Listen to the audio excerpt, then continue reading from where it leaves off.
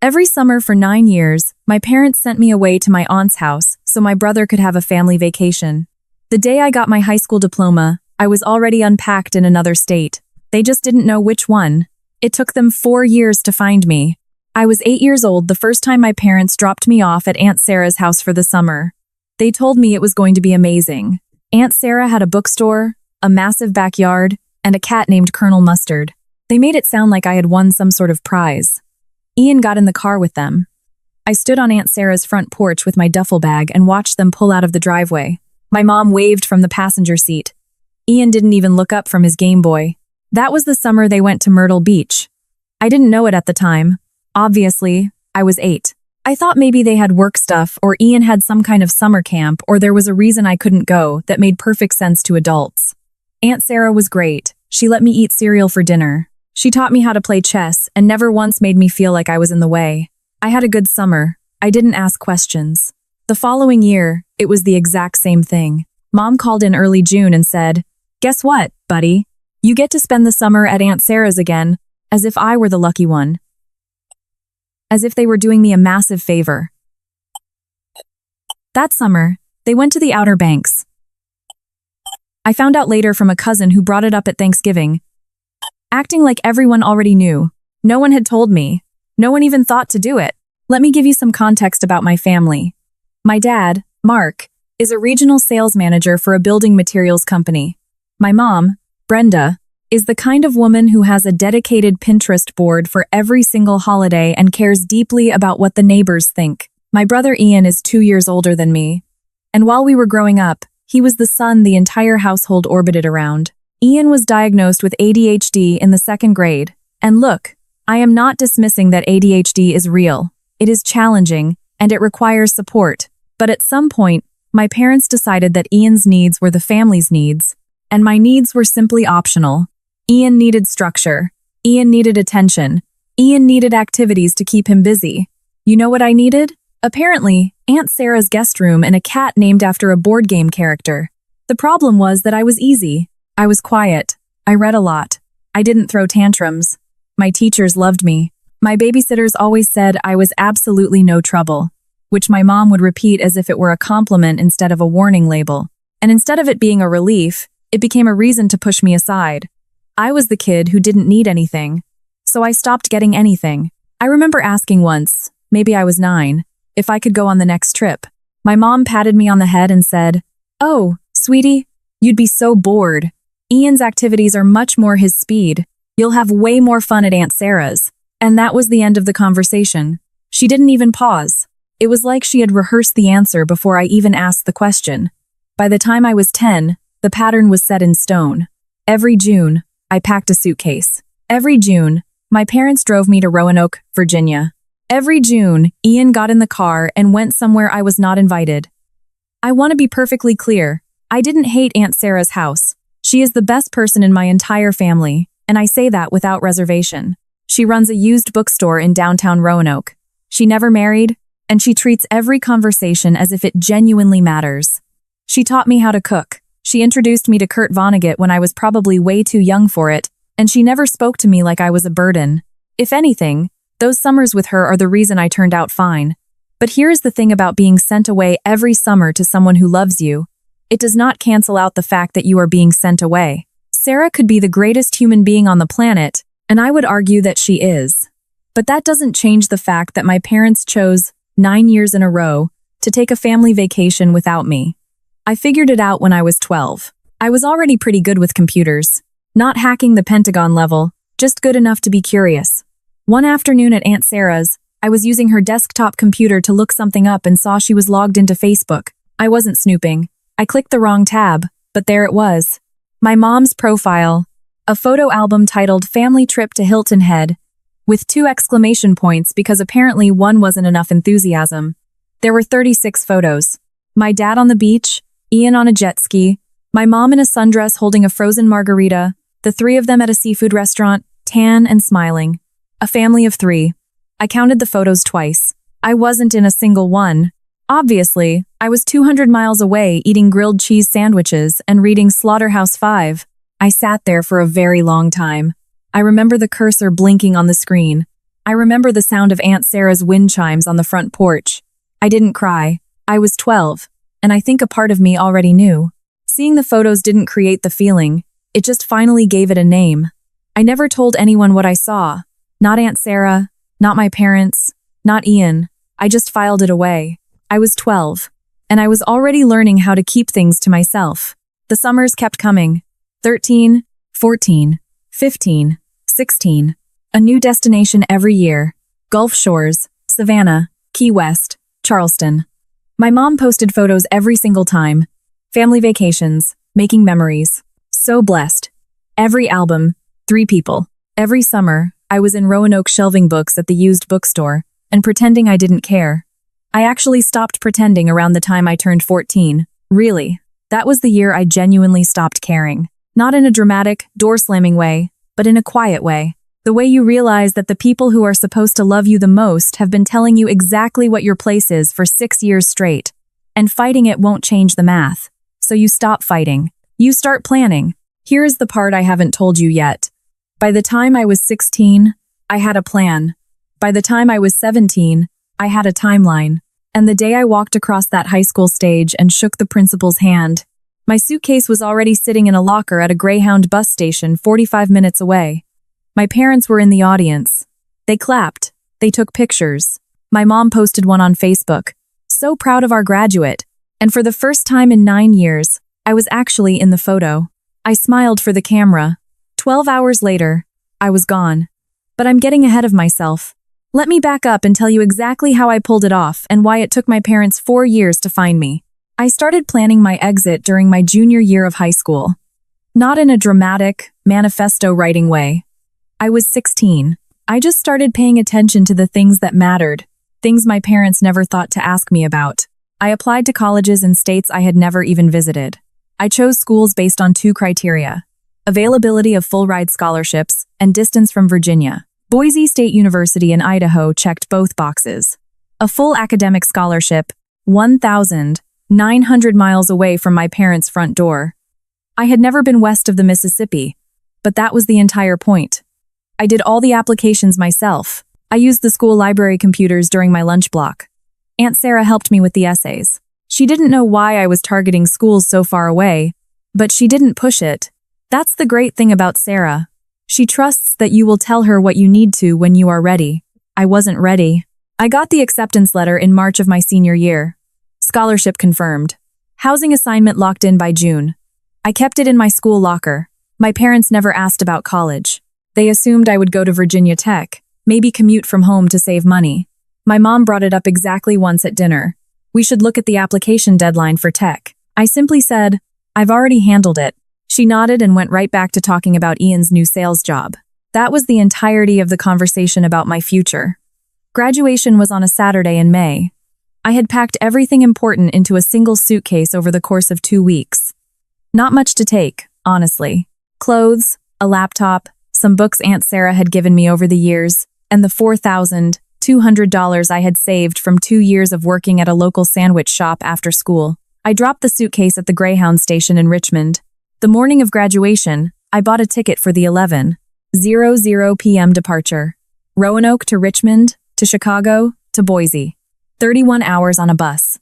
After the ceremony, my parents took Ian and me to Applebee's. My mom ordered an appetizer sampler and talked about how fast time flies. My dad handed me a card with a $100 bill inside and said, "I'm proud of you, buddy." Ian was on his phone the entire time. I thanked them, and I meant it, not for the money, but for making the decision so incredibly easy. I told them I was going to a graduation party at a friend's house. My dad dropped me off at a classmate's place at 8:00 p.m. I waited 20 minutes, walked 3 blocks to a gas station, and called an Uber to the bus station. I texted my mom from the Greyhound terminal at 11:15 p.m., heading out early for a road trip with some friends. "I'll be gone for a while. Love you." She replied with a heart emoji and, "Have fun, sweetie." She didn't ask where I was going. She didn't ask who I was with. And she didn't ask when I was coming back. I turned my phone off somewhere near the West Virginia border and didn't turn it back on for 3 weeks. Here is what I found out later, mostly from Aunt Sarah, who became my sole connection to the family. Week 1, my parents didn't notice anything unusual. They assumed I was just crashing with friends. My mom sent 2 text messages, one to ask if I had packed sunscreen, and another reminding me about a dentist appointment. When I didn't reply, she figured I was busy. Normal teenager stuff. Week 2, my dad called. Then he called again. Then he called Ian to ask if he had heard from me. Ian hadn't heard a thing. My dad left me a voicemail saying, "Hey buddy, just checking in. Give us a call." Casual, not worried, just mildly curious about where his youngest son had been for 2 weeks. Week 3 is when my mom started to panic. She called Aunt Sarah. "Have you heard from Caleb?" Sarah said no, which was the truth. I hadn't told her yet either. My mom called 3 of my high school friends. None of them knew anything. She called the sandwich shop. They told her I had quit 2 weeks before graduation. That was when it became real for them. My dad called the police. And here is the thing. I was 18 years old, legally an adult. I hadn't committed a crime. I hadn't threatened to harm myself. I had sent a text stating I was leaving. The police officer told my parents very politely that their adult son appeared to have left voluntarily, and that there was nothing for them to investigate. My mom did not take that well. I finally called Aunt Sarah about a month later. I was already settled in Boise. I had a part-time job at a data entry firm, and my apartment was a tiny studio that smelled like carpet cleaner, but it was mine. I told Sarah where I was. I asked her not to tell my parents. She was quiet for a very long time. "Caleb," she said, "are you safe?" "Yes. Are you okay?" "I'm better than I've been in a long time." She didn't argue. She didn't lecture me. She just said, "You call me every Sunday. Do you hear me? Every Sunday. I don't care if you have nothing to say." I kept that promise every Sunday for 4 years. My parents did not get the same courtesy. I know it sounds cold, and maybe it is, but I spent 9 summers being excluded from my own family, and the only person who had earned my trust was the woman they had used as a storage unit for their inconvenient son. I did not give Mark and Brenda Smith a forwarding address. My mom went through stages. Sarah gave me the highlight reel. First came the frantic calls. "Where is he? What did I do?" Then came the anger. "He's being selfish. He's punishing us." Then came the manipulation, and this is the part that still gets to me. About 3 months after I left, my mom started telling people I was traveling. "Caleb is taking some time to find himself," she told the extended family. "He's doing one of those cross-country trips. You know how kids are." She made it sound adventurous, aspirational, like I was backpacking through national parks instead of sitting in a studio apartment in Idaho, eating ramen noodles and teaching myself Python. She rewrote the history. My disappearance became a gap year. My absence became a lifestyle choice. And best of all, she never had to tell anyone the truth, that her son left because she had spent 9 years showing him he wasn't part of the family, and he had finally agreed. My dad was quieter about it. Sarah said he looked tired at Christmas that year. He asked about me exactly once, and when Sarah told him I was fine but didn't want contact, he just nodded and changed the subject. I don't know if that is acceptance or cowardice. It could easily be both. Years passed. I got my computer science degree. I landed a real data analyst job at a logistics company.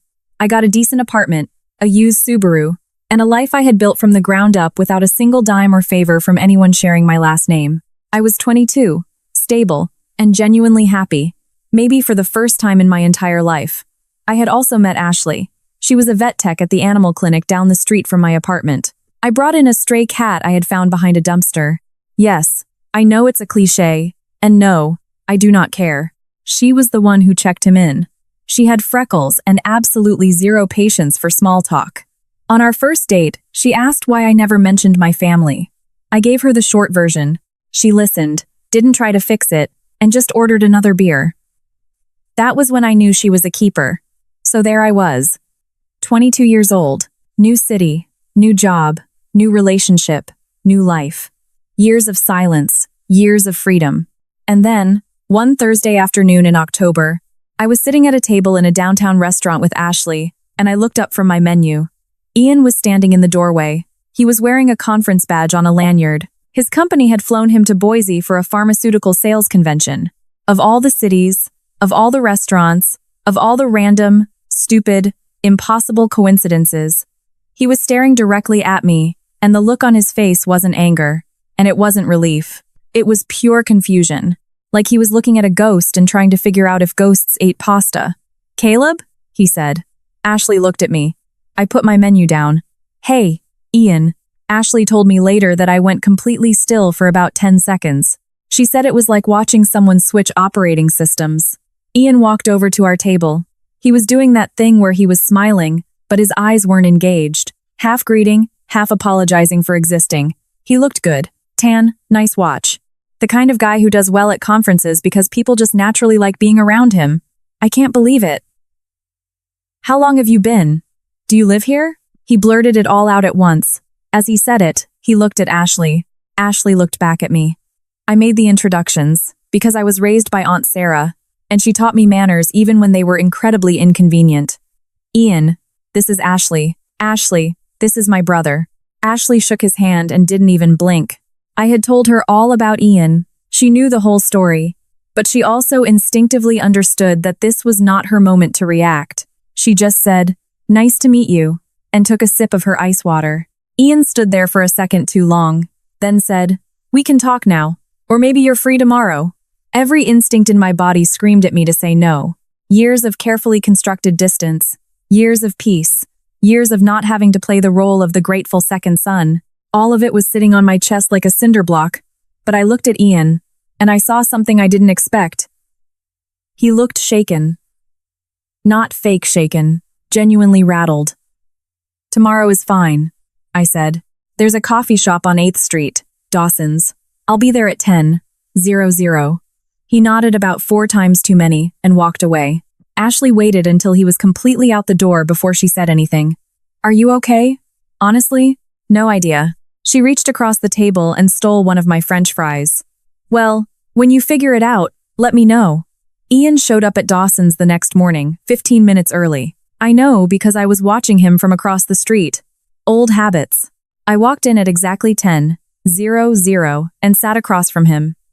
He had already ordered me a black coffee, which was either a lucky guess or something he actually remembered about me. I didn't ask which. For the first few minutes, we talked about absolutely nothing. His job, the conference, how weird the weather in Boise is in October. We were circling the one thing neither of us wanted to say first. Finally, he put his hands flat on the table and just said it. "Caleb, why did you leave?" And here is where I have to be honest with you, because I have spent years replaying this conversation in my head, and I still don't know if I handled it right. I could have given him the diplomatic answer, the clean one. I just needed some space. I could have kept the wall up, given him nothing, protected the life I had built by refusing to let anyone from my old life touch it. But something in the way he asked, not accusatory, not hurt, just genuinely baffled, made me realize something I had never considered. Ian didn't know. Not really. Not the way I knew. He had grown up in the exact same house, eaten at the exact same table, ridden in the exact same car, and somehow, genuinely, never once looked in the rearview mirror and noticed the empty seat. So I told him. Plainly. No drama. No grand speeches. I told him about the summers. All 9 of them.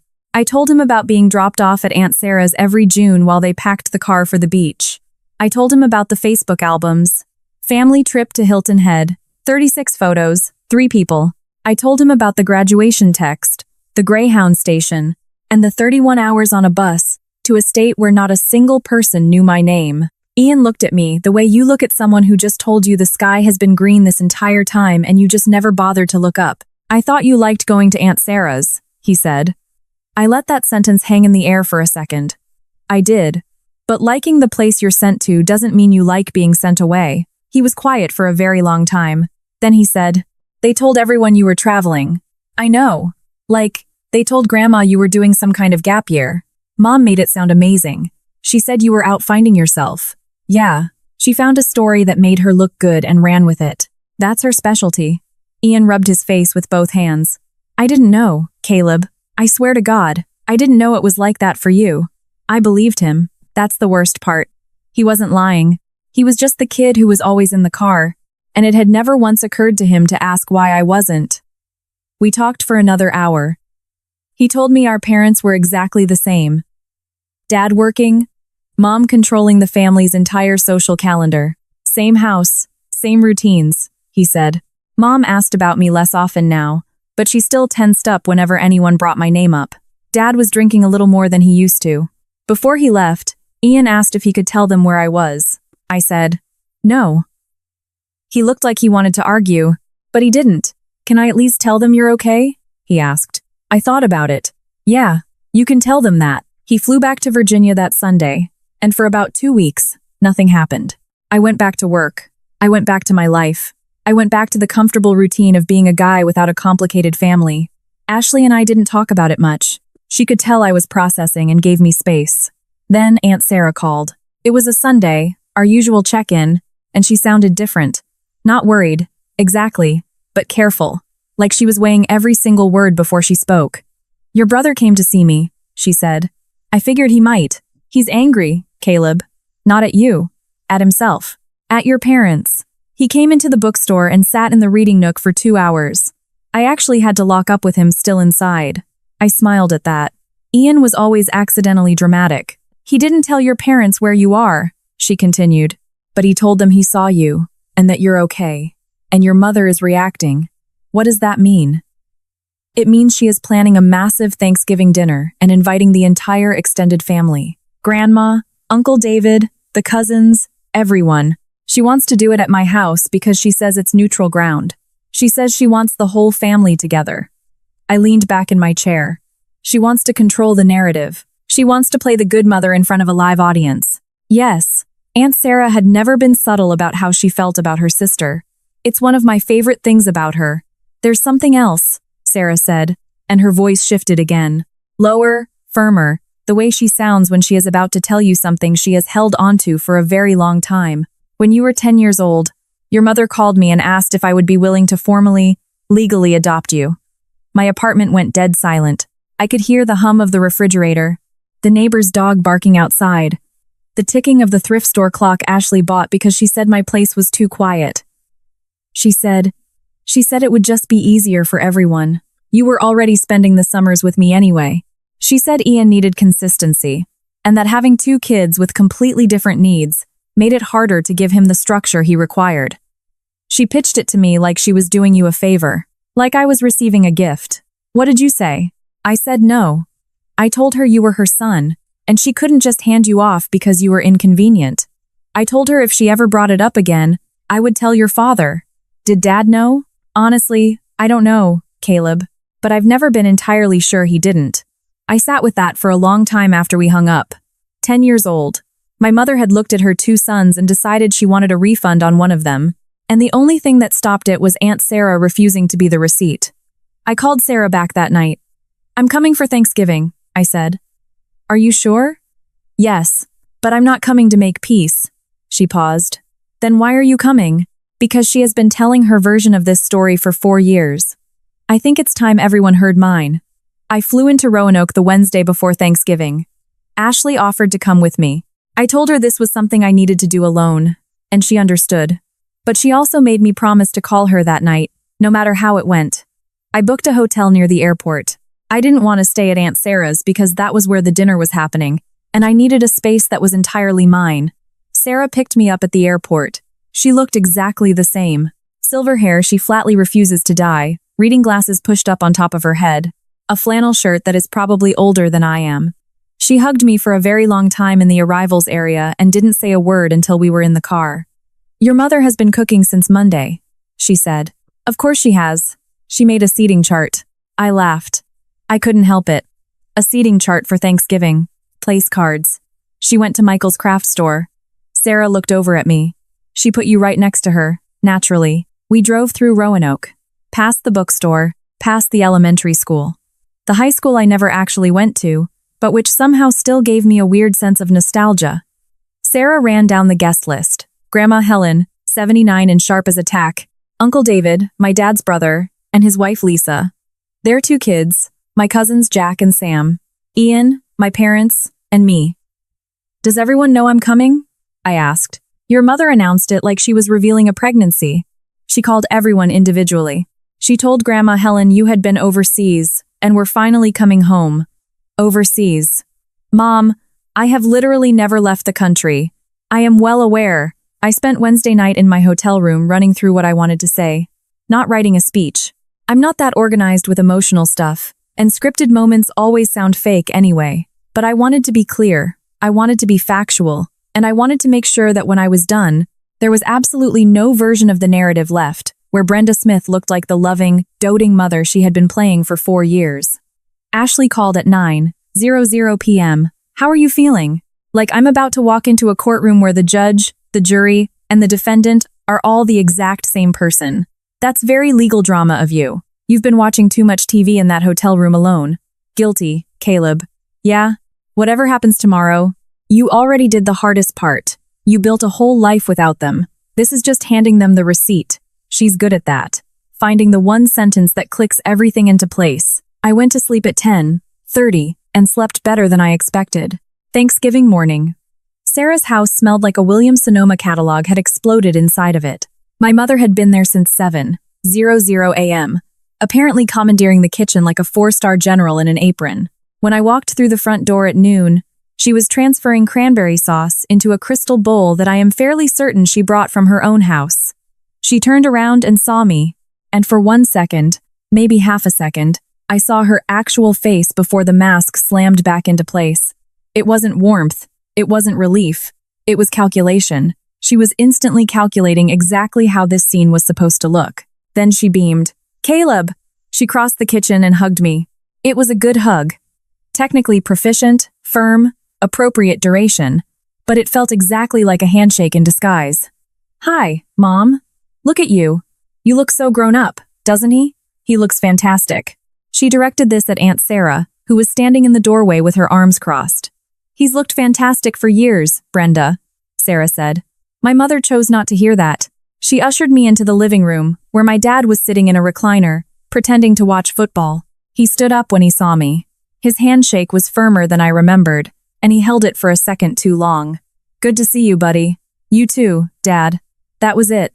That was the entire extent of our reunion. No tears, no grand speeches, no dramatic embraces. Just 2 adult men who had no idea how to talk to each other, standing in a living room while an NFL game played silently on the TV. Ian arrived around 1:00 p.m. with a bottle of wine that was clearly way too expensive for Thanksgiving, which is the most Ian thing in the world. He hugged me. A real hug, not the politician squeeze my mom had given me, and whispered in my ear, "Are you holding up okay? Ask me in 3 hours." The extended family trickled in over the next hour. Grandma Helen kissed both my cheeks and said, "Finally back from your travels. I see." She looked at me in a way that suggested she didn't entirely buy the story, but was much too polite to call it out in someone else's house. Uncle David clapped me on the shoulder and told me I looked like I had found myself, whatever the hell that means. His kids, Jack and Sam, were friendly, but distant. We had never been close, and 4 years of total absence hadn't exactly helped. Everyone settled in. My mother orchestrated the room like a stage director. She funneled people into specific seats, adjusted the dining table centerpiece 3 different times, and offered drinks in a highly specific order that I suspect was designed to keep the conversation flowing precisely the way she wanted. And through all of it, she kept touching me. A hand on my shoulder when she walked by. A squeeze of my arm when she introduced me to someone's new girlfriend. Like she was proving I was real. Like she was proving ownership. My dad sat at the far end of the table and drank bourbon. He wasn't drunk, but he was getting there. He hadn't looked me directly in the eye since the living room. Every time my mom said something about having the whole family back together, his jaw tightened just a fraction, like he was biting down on something he didn't want to say. I was calm. Strangely, genuinely calm. The blinding anger I expected to feel just wasn't there. What I felt instead was absolute clarity. Sitting at that table, watching my mother perform, watching my father avoid, watching Ian try to hold the whole thing together with small talk and expensive wine, I saw the entire machine. I understood exactly how it worked, and I knew exactly which bolt I was going to loosen. The meal itself was objectively excellent. My mother is a very good cook. I will give her that. Turkey, homemade stuffing, 3 different kinds of pie. She made sweet potato casserole using a recipe Grandma Helen had given her, and Grandma praised it twice, which was clearly the emotional peak of my mother's entire year. The conversation stayed in the shallow end for most of the meal. Jobs, the weather, a cousin's recent engagement, Grandma's knee surgery. Ian carried the bulk of it, telling funny stories about nightmare clients and conferences with the easy charm of a guy who sells things for a living. Uncle David talked about his boat. Aunt Lisa showed pictures of her garden. Not one person asked me about Idaho. Not one person asked about my job, my apartment, my life. My mother had apparently instructed everyone ahead of time to keep things light. "Let's just enjoy being together," I could picture her saying. "Don't bring up anything heavy." Dessert was served, coffee was poured, and then my mother stood up. She held her wine glass like she was accepting an Academy Award. "I just want to say a few words," she said, and the table went dead quiet. "This year, I am just so unbelievably thankful for family, for all of you being here. And especially," she looked down at me, her eyes were shining, "especially to finally have my whole family back together. Both my boys, under one roof. This is all I've wanted. She was good. I'll give her that." The slight break in her voice, the tiny tremor in the glass. If I hadn't grown up watching her direct plays like this, I might have actually bought it. Uncle David raised his glass. Ian raised his. Grandma Helen smiled softly. I placed my napkin on the table and stood up. "Actually," I said, "I'd like to say something too." The entire room recalibrated. My mother's smile stayed locked in place, but her eyes went completely flat. She had not planned for this. I was not in the script. Ian looked at me with an expression Ashley would later describe as a man watching someone pull the pin out of a grenade in a very nice dining room. I looked around the table. Grandma Helen, Uncle David, Aunt Lisa, Jack and Sam, Ian, my dad, who had finally looked up from his bourbon, and my mother, still standing, still holding her wine glass, still forcing that smile. "There is a version of this story," I said, "that I think most of you have been told. The story that I graduated high school and went traveling, that I went off to find myself, that I took a gap year that just lasted a little longer than expected." I paused. "That story is a lie, and I think it is time you all heard what actually happened." Nobody moved. My mother sat down, very slowly, as if the dining chair was the only thing keeping her upright. I stayed standing. Not for dramatic effect, I am not built for drama, but because I wanted every single person to see my face when I said it. I wanted them to know I was telling the truth. "For 9 years," I said, "every single summer, from the time I was 8 until I was 16, my parents dropped me off at Aunt Sarah's house so they could go on family vacations without me." Grandma Helen's fork stopped halfway to her plate. "Myrtle Beach, the Outer Banks, Hilton Head, Gulf Shores, Savannah, Key West, Charleston. Every summer, a new trip. Every summer, 3 people in the car, Ian and my parents. I was left behind." Uncle David looked sharply at my dad. My dad was staring hard at the table. I didn't know for the first few years. I was a kid. I thought there was a logical reason I couldn't go. When I was 12, I found my mom's Facebook photos. An album called Family Trip to Hilton Head. 36 pictures. 3 people. 0 explanation. My mother opened her mouth to speak, but I kept going. I never said a word. I never complained. I never begged to go, because by the time I figured it out, I already understood that asking wasn't going to change a thing. The decision had already been made long ago. Ian needed attention. Ian needed structure. Ian needed the trips. I just needed Aunt Sarah's guest room. Ian was staring down at his hands. His expensive wine was completely untouched. The day I graduated from high school, I had a packed suitcase sitting in a locker at the Greyhound station. I left that night. I moved to Idaho. I paid for college myself with a scholarship. I took out a loan, I got a job, I got an apartment, and I built a life. Nobody helped me. Nobody at this table even knew what state I was in. I let that sink in. I was in no rush. I had kept my mouth shut for 4 years, and now I had a room full of people who were going to listen to every word. And while I was gone, I continued. My mother told all of you I was traveling, finding myself, taking a gap year. I looked directly at Grandma Helen. She told you I was overseas. Grandma's face had gone hard. She nodded once, a tight, furious little movement. I have never left the country. I was in Boise, Idaho, working a data entry job and eating ramen noodles in a studio apartment. I wasn't finding myself. I already knew exactly who I was. I just needed to get as far away as possible from people who never bothered to look for me. Caleb. My mother's voice was strained, tight like a guitar string about to snap. This is not the time or the place. When was the time, Mom? Where was the place? Because I spent 9 summers waiting for you to pick one, and you never did. She snapped her mouth shut. Her hands were shaking. Not from guilt. I knew my mother well enough to know the difference. She was shaking because the room was watching her, and the room was the only audience she had ever cared about. There is one more thing, I said. When I was 10 years old, my mother called Aunt Sarah and asked her to legally adopt me. That sentence hit the room like a physical blow. Uncle David's head whipped around. Aunt Lisa covered her mouth with her hand. Even Ian snapped his head up in shock. She said it would be easier. She said raising 2 kids with different needs was just too difficult. She wanted Sarah to take me permanently so she could focus 100% on Ian. Sarah said no. I looked at Aunt Sarah. She was sitting at the far end of the table, her hands folded neatly in her lap, her expression perfectly serene. She knew this moment was coming.